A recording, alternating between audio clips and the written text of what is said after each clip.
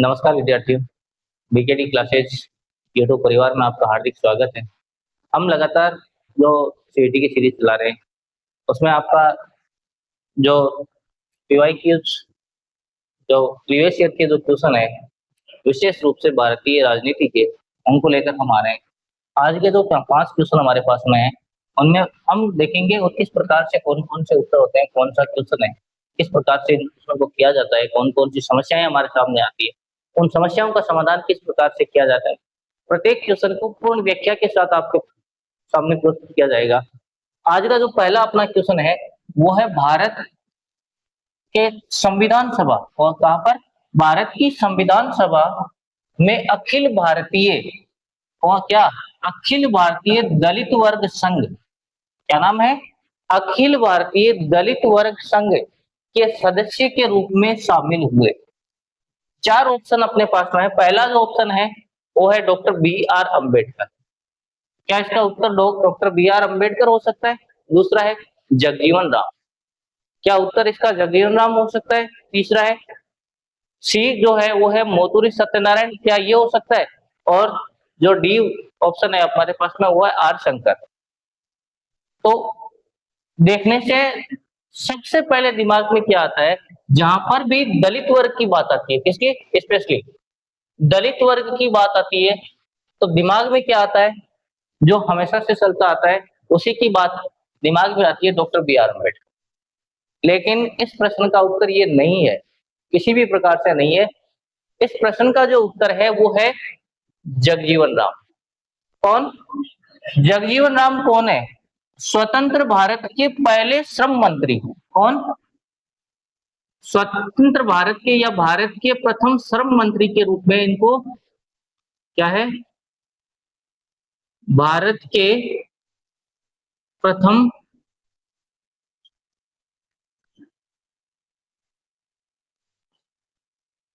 श्रम मंत्री। और इनकी जो बेटी है, जिनका नाम क्या था पता है आपको? मीरा कुमारी। कौन? हाँ, मीरा कुमारी। और मीरा कुमारी की बात करें, हाँ, तो मीरा कुमारी प्रथम महिला लोकसभा अध्यक्ष बनी। कौन? मीरा कुमारी क्या बनी? भारत की प्रथम महिला लोकसभा अध्यक्ष बनी। और ये मीरा कुमारी कौन है? ये मीरा कुमारी है जगजीवन राम की बेटी। किसकी? जगजीवन राम की बेटी, जो कौन, जिन्होंने क्या किया? अखिल भारतीय दलित वर्ग संघ के सदस्य के रूप में ये भारतीय संविधान सभा में शामिल हुए। क्या हुए?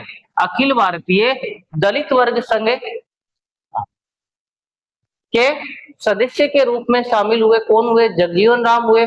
और ये भारत के प्रथम श्रम मंत्री भी बने। क्या बने? भारत के प्रथम श्रम मंत्री बने। और इन्हीं की जो पुत्री है, इनका नाम क्या है?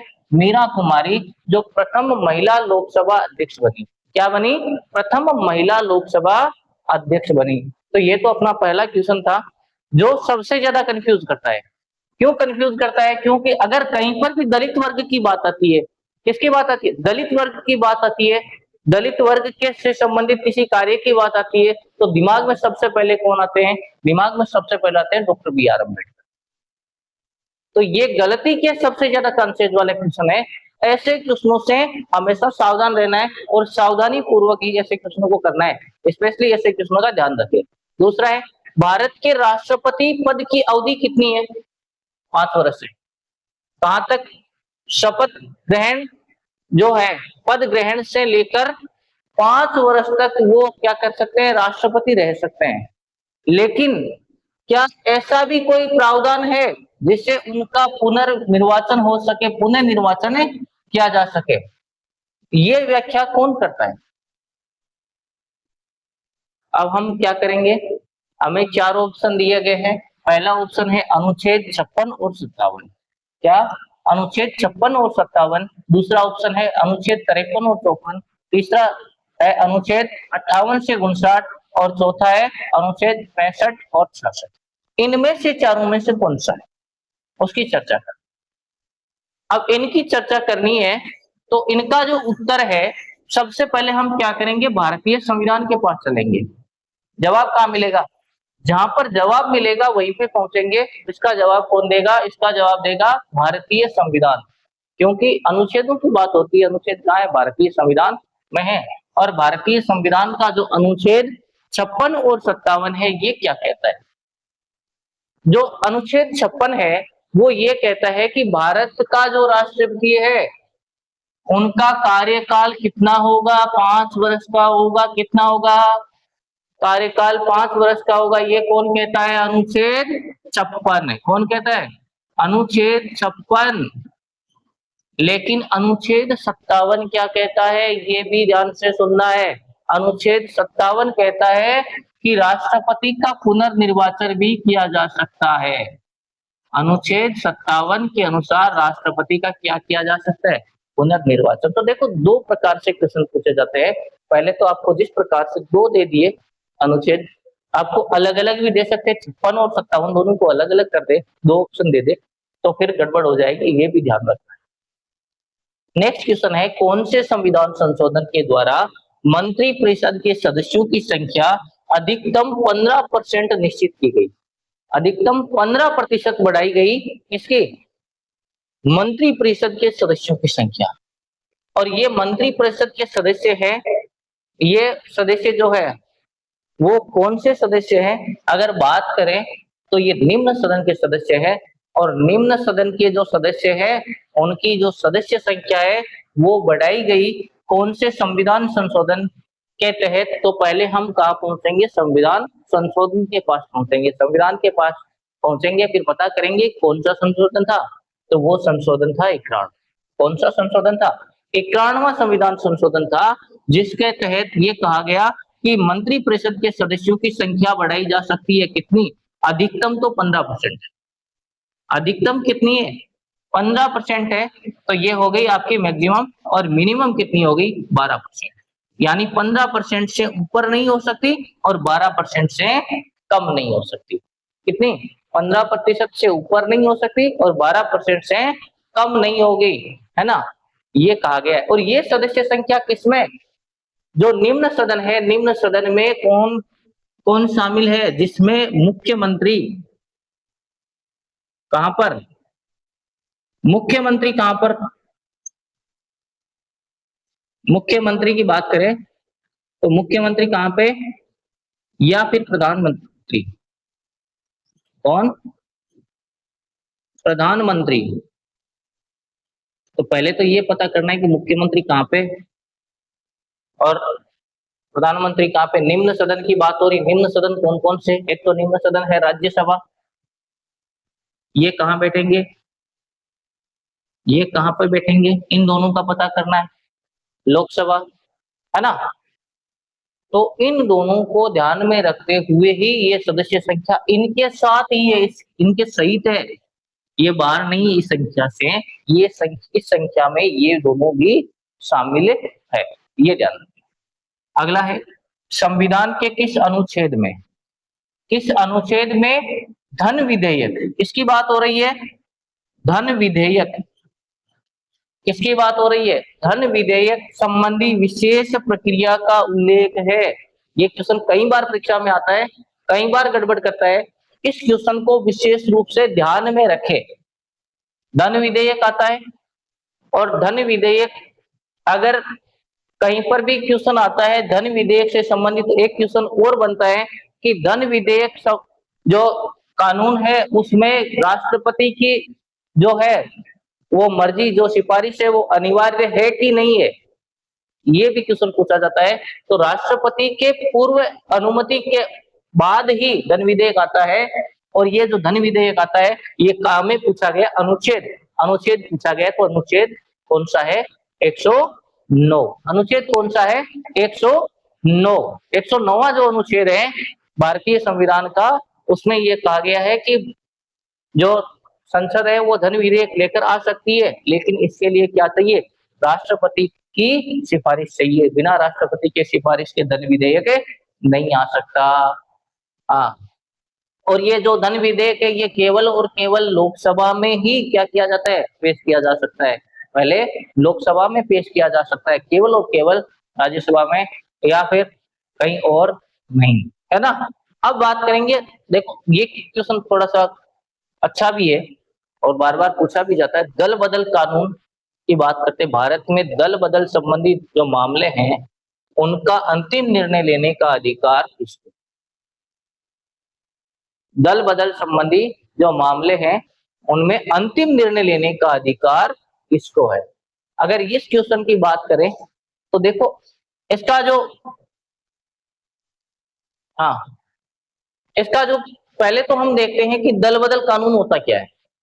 एक दल से भारत में दल बदल संबंधी, क्वेश्चन नंबर 5 है अपना, भारत में दल बदल संबंधी मामले पर अंतिम निर्णय लेने का अधिकार किसको है? क्वेश्चन ये है। अब ये क्वेश्चन और भी तरीके से पूछा जा सकता है। ये क्वेश्चन इस तरह के तरीके से पूछा जा सकता है कि दल बदल कानून जो है वो कब लाया गया, कौन से संविधान संशोधन के तहत लाया गया, कौन सी सन में लेकर आए, ये सब कौन सी अनुसूची में, ये भी पूछा जा सकता है। एक क्वेश्चन को 4 प्रकार से पूछा जा सकता है। तो पहला हमारा जो उत्तर है, ये जो क्वेश्चन है इसका जो उत्तर देखते हैं उसके बाद में इसका करते हैं पोस्टमार्टम। सबसे पहले दल बदल संबंधी मामले पर अंतिम निर्णय लेने का जो अधिकार है वो किसका है? वो है सदन के अध्यक्ष का। किसका है? सदन के अध्यक्ष का है, ये ध्यान रखिए। अब दल बदल संबंधी जो मामले हैं वो कब लागू किया गया, कौन सा जो अपना संविधान संशोधन है, तो ये 52वां संविधान संशोधन है। कौन सा संशोधन है? 52वां संविधान संशोधन। 52वां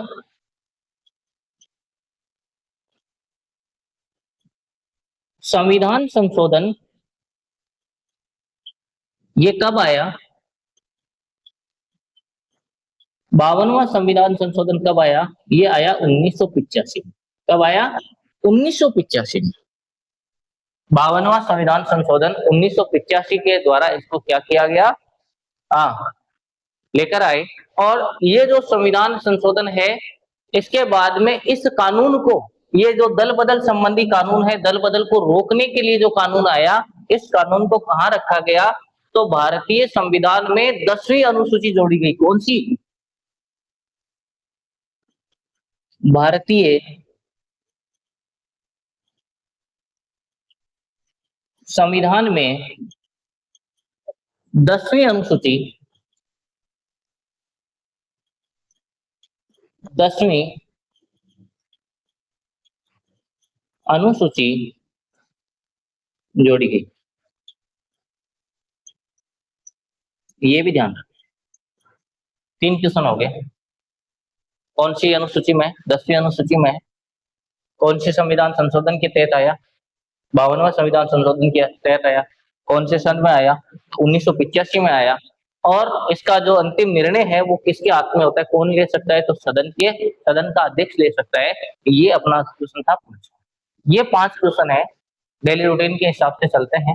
पहला जो क्वेश्चन है वहीं से लेकर चलते हैं 5 तक। एक बार वापस रिपीट करना है, नॉर्मली क्वेश्चनों को रिपीट करना और कुछ नहीं करना है। भारत की संविधान सभा में अखिल भारतीय दलित वर्ग संघ, ये ध्यान रखना, दलित वर्ग संघ की बात करें कि सदस्य के रूप में किसे शामिल किया गया? कहाँ शामिल किया गया? कौन सा संघ था? अखिल भारतीय दलित वर्ग संघ था। और कहाँ शामिल किया? भारतीय संविधान सभा, जो भारत की संविधान सभा है उसमें शामिल किया गया। किसको शामिल किया गया? तो जगजीवन राम, है ना। 4 ऑप्शन है, 4 में से कौन है? तो जगजीवन राम है। ये भारत के प्रथम श्रम मंत्री बने थे। इनकी जो पुत्री है जिनका नाम था मीरा कुमारी, वो प्रथम महिला लोकसभा अध्यक्ष बनी। मीरा कुमारी भारत की प्रथम महिला लोकसभा अध्यक्ष बनी। क्वेश्चन नंबर 2 की बात करते हैं। भारत के राष्ट्रपति के पद की अवधि जो है वो कितनी होती है? 5 वर्ष होती है।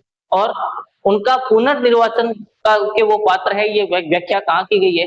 तो 2 अनुच्छेद दिए गए हैं। आपका उत्तर है अनुच्छेद 56 और 57 में। 56 में क्या, अनुच्छेद 56 क्या कहता है? अनुच्छेद 56 कहता है कि भारत का जो राष्ट्रपति होगा उसकी 5 वर्ष तक पद ग्रहण से लेकर 5 वर्ष तक शासन करने की हाँ, का समय निर्धारित है और अनुच्छेद 57 क्या कहता है, राष्ट्रपति का पुनर्निर्वाचन भी किया जा सकता है। अब अगला क्वेश्चन है, कौन से संविधान संशोधन द्वारा मंत्रिपरिषद के सदस्यों की जो अधिकतम संख्या है 15% निश्चित की गई। अधिकतम संख्या की बात हो रही है, तो अधिकतम संख्या 15% है, तो कम से कम कितनी होनी चाहिए, कम से कम 12%। और ये जो संख्या है, ये इसको सदन के जो मुख्यमंत्री और प्रधानमंत्री है, इनको साथ में लेकर की जाती है। और कितनी की जाती है, 15% की जाती है अधिकतम, कम से कम 12%।